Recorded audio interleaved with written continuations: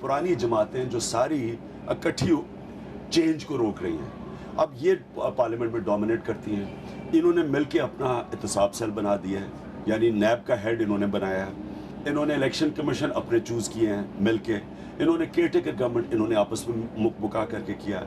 अब इनके होते हुए हम एक चीज़ कोशिश करते रहे कि जो पार्लियामेंटेरियंस हैं अपने असासे डिक्लेयर करें और अपना टैक्स डिक्लेयर करें। हमें 1 साल हो गया, हमारी कोई बात ही नहीं सुनता था, क्योंकि ये मिले हुए हैं आपस में। तो हम वो पार्टी जो चैलेंज कर रहे हैं स्टेटस को वो पार्लियामेंट के अंदर नहीं हो सकता। यानी कि आप कह रहे हैं कि पार्लियामेंट बिल्कुल भी मुअस्सर नहीं रहा? पार्लियामेंट तो बिल्कुल एक फ्रॉड है पाकिस्तान के ऊपर। ताहिरुल कादरी ने इस्लामाबाद से अपना धरना उठा लिया, क्या आपको इससे एक धचका नहीं लगा?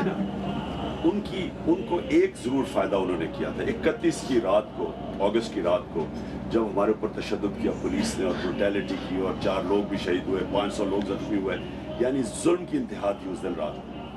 उस दिन हमारे पास तो कोई तैयारी नहीं थी पुलिस के सामने खड़े होने की। इन्होंने तो हमें पकड़ के अरेस्ट करके सर उन्हें ले जाना था। वो लड़े, उन्होंने मुकाबला किया और वो हम उनका बड़ा शुक्रगुजार है कि उन्होंने उस दिन हमें बचा लिया। लेकिन अब ये और डायमेंशन पे चली गई है। अब तो पब्लिक मोबिलाइज हो गई है। अब उनके जाने से हमें फर्क नहीं पड़ता। वज़ीर आज़म अपने जगह से तो नहीं हटे, क्या आपको नहीं लगता कि आप भी ताहिरुल कादरी के साथ अपना धरना खत्म कर लेते? इसका मकसद तो पूरा हो गया है। अब नवाज कब जाता है, मैटर ऑफ टाइम। यानी 30 नवंबर को हमने सबको यहाँ इकट्ठा करना है। अगर तब नहीं जाएगा फिर कॉल दे देंगे। जाना इसने है। तो क्या आप ये कहना चाह रहे हैं कि मकसद ये नहीं है कि वज़ीर आज़म को हटाएं, बल्कि सियासी शऊर लाना है लोगों में? सियासी शऊर ही उसको हटाएगा ना। आज तक सियासी शऊर नहीं था, इलेक्शन रिग होते थे। ये इलेक्शन कमीशन को खरीद दिया, इलेक्शन कमीशन को, अदलिया को खरीद दिया, पैसे चलाए, धांधली करके जीत के आ गए। और उसके बाद जो इनको हाथ लगाया कि जी जमहूरियत खतरे में है।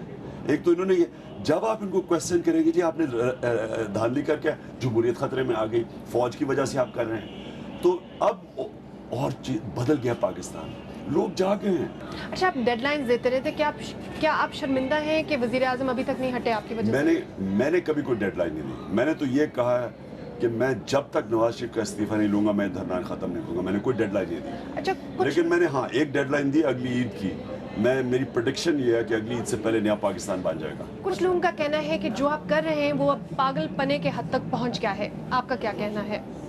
देखें, जो एक मुल्क में इनकलाब लाता है उसमें पागलपन होना पड़ता है। जो कोई बड़ा काम करता है उसमें अगर पागलपन ना हो और लॉजिक हो तो वो ना कर सके। अगर एडमंड हिलरी माउंट एवरेस्ट चढ़ा था तो उससे पहले सारे मर गए थे, तो पागलपन ही होगा जो ऊपर चढ़ा था। तो हम इनकलाब लेके आ रहे हैं, नया पाकिस्तान बनाना है हमने, उसके लिए थोड़े पागलपन की ज़रूरत है।